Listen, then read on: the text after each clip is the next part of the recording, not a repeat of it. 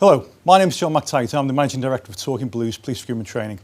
What I'm going to talk to you about over the next few minutes is the actual process that you will go through at your police assessment centre in order to become a regular police officer. The first thing to understand is actually what the job is looking for. There was a time when people would say to you, oh, you need to be good enough fighter, you need to have a great sense of humour. All that's long gone. Back in 2001, the service looked at what makes a good police officer. What skills and abilities good police officers actually have. And they came up with these 6 skill areas. Okay? The essential core skills of a police officer. And all the way through the recruitment process, you will get, or you will have, a copy of these skills provided to you. So the first one, openness to change. Because police officers need to be flexible. Policing now is very, very different from what it was 5 or 10 years ago. And you're going to be part of that over the next 35 years of your career.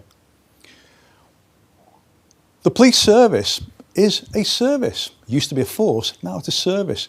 So we want people who are going to come into the organisation and recognise what their communities actually need and make sure they deliver what those communities want in terms of reassurance and service levels. We want people who will not jump into things both feet first and thereby make mistakes. It's not a Bruce Willis kind of environment where you're going to draw your 6-gun and start shooting straight away. We want people who are going to ask questions. We want people who are going to gather all the available facts and information, who will verify that information, and then use that to generate options and make the appropriate decision. And all that gets tested all the way through the assessment process. We want people who will clearly act in a professional manner, who understand as police officers you have to abide by certain standards of behaviour. You have to carry out your duties in a thorough, competent and efficient manner. You have to be able to work with others. And what we mean by that is the ability not necessarily to agree with everybody else's whose viewpoint is different to you, but that you need to be able to appreciate their perspective, to understand it and to take their point of view into consideration. And the final one of the 6 is actually serving the public. That's linked very, very closely with service delivery, but it's the ability to actually provide that level of service the public wants and indeed is paying for. So what does that actually mean? Because all that sounds very, very worthy. Okay, but let me put it into context for you in terms of a typical role play type scenario. Okay, so just imagine this in terms of service delivery. Right? What happens is that in reality we're saying deal with community concerns. So you get sent to a job as a police officer of an 87-year-old woman who's complaining about kids playing football outside of her house and she can't get to sleep or watch Coronation Street because of all the noise. Now back in the day, the police officer would have turned up, moved the kids on, given them a bit of a warning, and that would have been the end of the story. But we're not looking for that. What we're looking for that now is for that officer to turn up, for you to turn up, and understand that those kids playing football in the street is a symptom. And it's a symptom of those children being bored. So your problem isn't the fact they're playing football in the street. Your problem is the fact that they're bored. So that links in with the next thing about creative problem solving. Because moving them on just moves the problem around the corner. It's a complete and utter waste of time. They'll be back as soon as you drive off. So what we would be looking for in our candidate is that having recognised that the real concern or the real problem is the kids being bored, we want people to think, right, is there a patch of waste gone at the end of the road? And in a role play there often is. I know what I could do. I could go and approach the woman who runs the local shopkeepers union because she's always complaining about kids gathering outside her shop as well. And what I could do is I could get her to give me £100 off each of her members. And I could use that money to pay the local building company who are always looking for work. And they could do a cut price job, tarmacking over that bit of waste ground. And they could convert it into a 5-a-side pitch for me. And then I'd go to the local newspaper editor who's always looking for good news stories. And he could give publicity to these 2 organisations, the shopkeepers and the builder. And in doing so, he gets a story for himself. And that all adds into a community resource, which means the kids are no longer outside this elderly lady's house playing football. That's what we call problem solving. That's what we would say is planning your work and outcomes. And that's how you would evidence those 3 things. And that's a very, very common kind of role play type scenario. And that's an essential thought process you need to understand and that we actually teach you at Talking Blues. Next to the 6 skills is honesty and ethics. Because if you think about the big scandals, the big issues that affected the police service over the last decade, things like Hillsborough, things like the Jimmy Savile inquiry, things like the Stephen Lawrence murder in London in the 80s. All of these are huge investigations which have undermined the police service honesty, ethics and integrity. And we are looking at this stage to check that the people we are bringing into the service are honest, they will recognise inappropriate behaviour, they will challenge that inappropriate behaviour, and they will actually raise that behaviour to senior managers if necessary. Hugely important. Fifth skill is the ability, as I said earlier on, to make informed decisions. So to be able to look at something and say to yourself, have I got all the available information to actually solve this problem? Because, let me give you an example of this, you are sent as a police officer to a scenario and you see two men fighting in the street.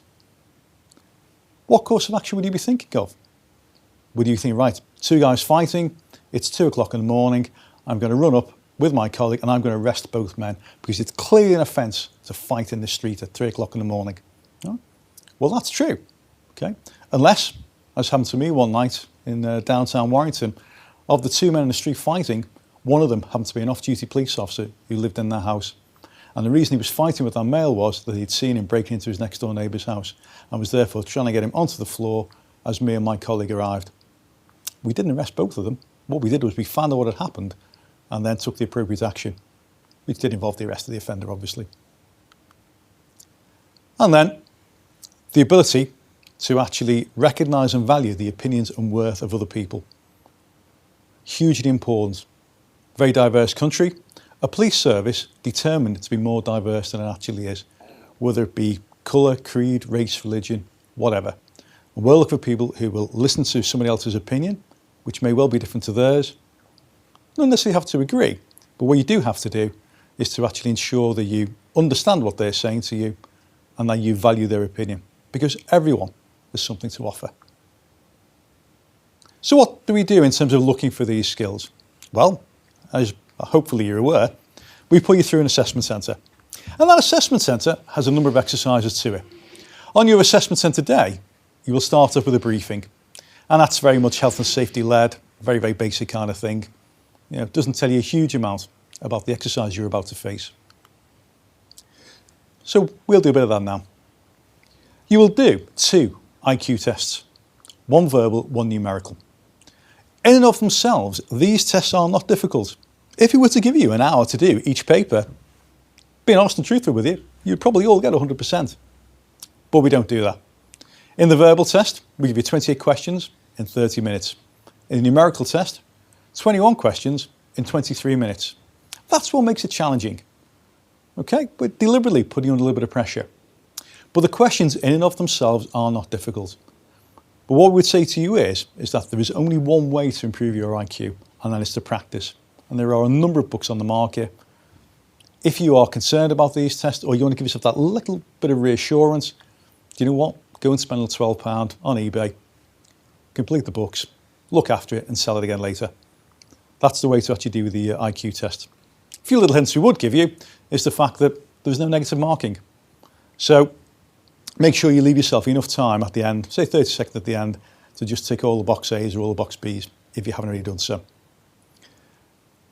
Work quickly and accurately, absolutely, but don't spend too long on one particular question. If there's a question you just can't quite work out the answer to, skip it and go and do the others, and then come back to that one if you have time. And that's the IQ test. As I say, the only way to improve on them is to practice. At some point throughout the day, you will do 2 written exercises. And what these involve is the completion effectively of incident report documentation. So there are 2 different exercises which are classed as the written work. The first one involves watching a video clip.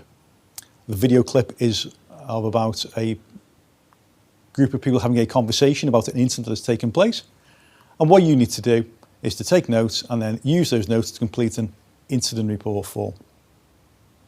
The second test involves you transposing information, kind of like a mental cut and paste, if you like, from one set of documents onto another one. And if you think about it, both of those kind of exercises are routine parts of a police officer's day. You have to be able to observe and make notes in interviews. You have to be able to copy information down correctly. Not difficult, but do require concentration. Third exercise that you're going to do are role plays. And you will do 4 of these role plays. And what I'm illustrating on the slide behind me here is the fact that with these role plays, you may well find that they're actually intermixed with your interview. So what may happen is that depending on what position you actually sit in terms of the assessment day numbers, you may find you do your interview first or a role play first, or them out of sequence. Doesn't really matter. Either way, you will do 4 role play exercises. They account for just under half of the total marks, and that's why at Talking Blues we spend half of our teaching day talking about role plays. Hugely important. What they let us do is test your ability to ask questions, to generate options, to deal with conflict and confrontation, because occasionally as a police officer you end up doing that, to come up with solutions and to involve the person you're dealing with in the generation of those solutions. And you'll do 4 of those types of exercise. And then you'll do a 20-minute structured interview. And what that means is that there's a combination of questions in an interview. 2 of those questions are looking back at things you've done in your past. We will want specific examples of when you've displayed certain skills in your past. The other 2 questions look forward. They look at your motivation for wanting to be a police officer. And if you just think about that for a second, saying you want to be a police officer is something that perhaps comes from inside all of us. It is a vocation. But just imagine if I made you say now, why do you want to be a police officer? How would you articulate that? Because wanting to be a police officer and being able to explain why you want to be a police officer are 2 totally different things. So what we're saying to you here is that a lot of thought goes into the preparation of these particular exercises. And that's what our course aims to prepare you to actually do, to understand the exercises, to realise how you need to tackle them and to pass them. Let me just clear up one other last myth that carries on. People say to us, well, I'm a special constable or I'm a PCSO, why would I need to come on a course? Well, the reason you need to come on a course is because you don't necessarily understand all of these skills. Ask any serving PCSO or serving special, have they got friends in the application process who tried to get in and failed? And every single one of them will have, even though those people have made fantastic police officers. Because the job doesn't care. You perform on the day or you don't. We don't care what you did in the past. Sometimes people will say to us, well, I got to within 2% of the pass mark, so I was nearly there. I don't need to come. And our response would be, yeah, okay, you nearly were there. So were you really unlucky in missing out by 2%? Or were you really lucky in getting as high as you did? And the reality is, if in one day could you be coached and prepared to pass, would you have taken that one day out? And that's what Talking Blues is here for.